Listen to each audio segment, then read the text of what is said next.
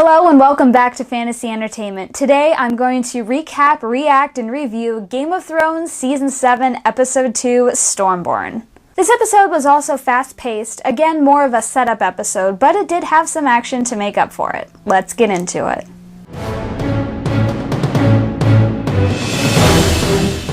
Today I'm joined by guest stars, my cat, Belle, and my dad, chainsawing. So if you hear any purring or whirring in the background, just ignore it. So we start on a stormy night at Dragonstone. Dany is confronting Varys because in the past he's always switched sides when it's convenient and abandoned one king for the next, and she's worried he's gonna do that to her. He promises he won't, and he will let her know if she is letting down the people. She agrees and says she will kill him if he betrays her. This is something I forgot was an issue. Back in Season 1, he did try to kill her. His little birds were everywhere, spying on her with Jorah. And why didn't they have this conversation on the boat ride over? Plenty of opportunities to talk between Meereen and Dragonstone, am I right? And so, to make up for the lack of Team Dany last episode, we get a couple more scenes in this episode. So Grey Worm tells Daenerys that Melisandre has shown up, or the Red Priestess from Shy has shown up, but we're like, hey, it's Melisandre! What is she going to say? She tells Dany about the prophecy of the prince who was promised, and we do get the important bit of information that prince is gender neutral in Valyrian. Now, Mel does not say outright that Dany is the subject of the prophecy, but she does mention that she might have an important role to play, as does Jon Snow. Who's Jon Snow? The King in the North. He's a pretty cool dude, says Tyrion. So Dany tells Tyrion to write to him, invite him to Dragonstone to come bend the knee. Whether or not that's actually gonna happen is kind of debatable. But if you put Jon and Davos in the same room as Melisandre, that's gonna get interesting. So Cersei gathers the Lords of the Reach and asks them to pledge their loyalty to her. She is being very xenophobic about all the Dothraki and the Unsullied coming into with this foreign princess who's the Mad King's daughter, and she's going to destroy everything. So yay, Westeros, band together. Now, when Qyburn mentioned he was working on a solution for the dragon problem, I really thought he was just stalling or making something up. So it kind of surprised me when he took Cersei down to the crypts where all the heads of the old dragons were stored.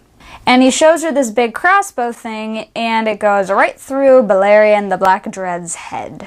Now, whether or not this would work on Drogon or Rhaegar Viserion is kind of up to debate. I mean, it was just his head. It was a really old head. Aren't dragon scales supposed to be really tough? And also, dragons are flying around a lot. You can't really aim a crossbow once the arrow leaves, so probably one of the dragons, if he was smart, would get right out of the way. Jaime has a conversation with Randall Tarly, convincing him to join Cersei's side by promising that he will become Lord of the Reach after this is all over. He also name-drops Rhaegar Targaryen. Rhaegar Targaryen, Mysterious Tournament. I am so excited! So then we have Sam and Maester Ebrose trying to cure Jorah, but Ebrose basically says, nope, there's no cure, so we're going to give you 1 day, then we're going to send you away because you're an anointed knight, so you get a little bit of respect. And Sam finds out that he is J.R. Mormont's son, and so immediately Sam is thinking about Lord Commander Mormont and feeling this kinship towards Jorah. And so you just know he has a plan, he's going to try to do something. So he tells Ebrose that he thinks he might have found a way to cure Jorah, and Ebrose shoots him down because the person who wrote the theories about how to cure grayscale actually did die from grayscale, so maybe they weren't as effective as could have been. So Sam sneaks into Jorah's room and reveals that his magical solution is to cut off the infected skin. Yep, that happened right after last episode. Poor Sam can't catch a break. There's two little gems in this storyline. The first is we see that Jorah is writing a letter to his Khaleesi. I wonder if she'll ever get to see it. The second is Ebrose mentions that he's writing a history book, and Sam doesn't really like the title. He thinks it's rather literal, and he thinks maybe something more poetic would be good. Perhaps a song of ice and fire? And then we go back to the war room in Dragonstone finally being used. We got this awesome squad around the table and everyone is putting in their opinions about how Dany should conquer Westeros. Yara and Ilaria and Olenna because they hate Cersei and Euron and Westeros and they just want to destroy King's Landing. Whereas Dany, aided by Tyrion, has a little bit more of a diplomatic, well not diplomatic, but like less fire solution, and she just wants to lay siege to King's Landing surrounded by Westerosi knights so they're not all scared of the whole Dothraki and Unsullied, and adding fuel to the fire that Cersei is hating her as a foreign outsider. At the same time, the Unsullied are going to go and attack Casterly Rock. So here's her smart choice of dividing her forces and not going in all at once in one fell swoop, being a dragon. Though Olenna does tell her, you're a dragon, be a dragon. So whether or not she takes that advice and starts ignoring Tyrion, that will be something to watch out for over the next couple episodes. So Grey Worm and Missandei happens. The dialogue is just so sweet, and you know he is so dead next episode. So then we go back to the Inn at the Crossroads, which I totally forgot about, and Arya meets up with Hot Pie! That's the one reunion I forgot about. I can't believe I forgot about it. And that was probably the most likely to happen because we knew she was going to go to the Inn at the Crossroads.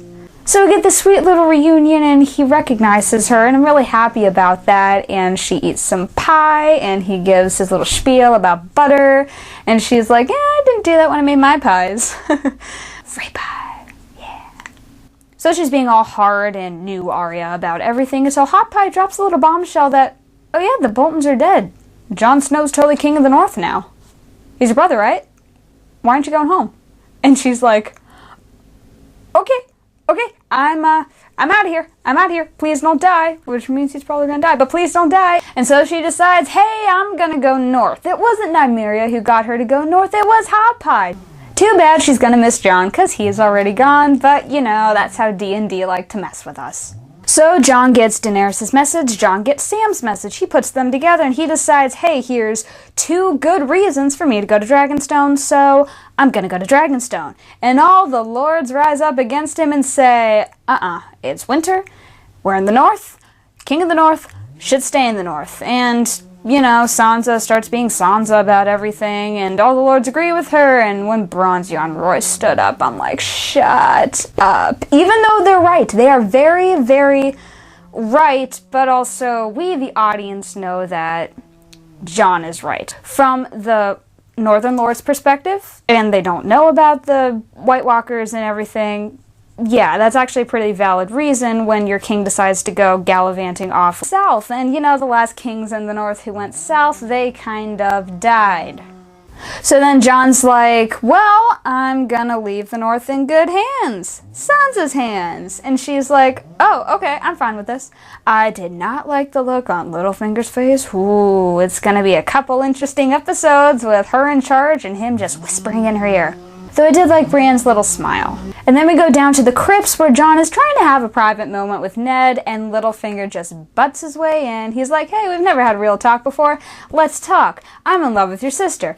And Jon just slams him to the wall. Good boy, Jon. If you touch my sister, I'll kill you myself. Good luck, Jon. Too bad Arya's totally gonna beat you to it. And speaking of Arya, in the next scene we have the scene that we all knew was going to happen. She got surrounded by wolves, and Nymeria shows up because she's the leader of this super PAC. What I was not expecting was for Nymeria to turn around and leave Arya, and I'm glad she didn't outright attack her and be like, oh, you're my awful owner, you abandoned me, I hate you. But I guess it makes sense that she left. I feel like in the books, though, because there's more of a connection between Arya and Nymeria, they might stay together. But in the show, I get it. Dragons, wolves. They're gonna go for the dragons. So I'm glad they kept Nymeria without killing her off. Well, there's one of the reunions checked off, and hey, we still have 11 episodes. Let's hope there's a couple more.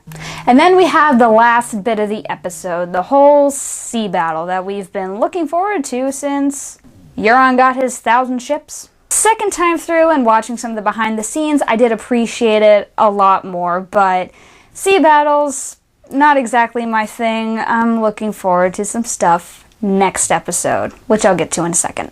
I'm glad they had that scene with the sand snakes at the beginning so we could hate them one last time before they get killed off. Oh my goodness, I was like putting my hands over my ears. That was awful. That was just, I'm done. I am so done. And hey, we are done.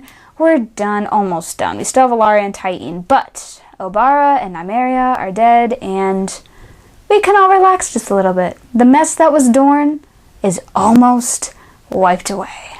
I did like the whole Yara Ellaria vibe with Theon right there, and Yara's like, hey, what's the girl to do? And then they get rudely interrupted by Euron, who's crashing in with his huge ship and being all maniacal pirate. He's a psycho. It's cool. Oh, but that scene at the end, just the looks on all their faces, just like D&D said in the recap, like it was all about getting that last reaction of the three of them, and Theon just being completely triggered, PTSD all over the place, and so he goes back into reek and jumps off the side of the boat, which, coming from where he is, he hasn't been fully Theon yet. He still has reek underneath him, just a little bit. You don't fully get over a traumatic experience like that, and so this is the first time he's really been in battle since then. So of course this is what triggers his PTSD. It makes sense that he's like, I can't move, I don't want to move, of course I'm a coward, I can't beat him. And so he decides to save himself and possibly save his sister for the time, instead of letting himself get killed and possibly Yara get killed in the process. So again, like I said, it was another setup episode. It was fast-paced, it had some action, but honestly it was, again, kind of meh. Maybe it was because it wasn't exactly what I was really looking forward to, but next episode is sure to deliver, because we got Casterly Rock, we got Highgarden, and we have Jon meeting Dany. Finally! This is going to be a great episode, and I can't wait for it. And we also get to see that scene with Sansa walking away in the Godswood. Who or what is she walking away from? I can't wait to find out. So what did you think of the episode? Let me know in the comments below. See you next week for a re-3 of episode 3, The Queen's Justice. Thanks for watching. See you next time, and remember, embrace your creative side.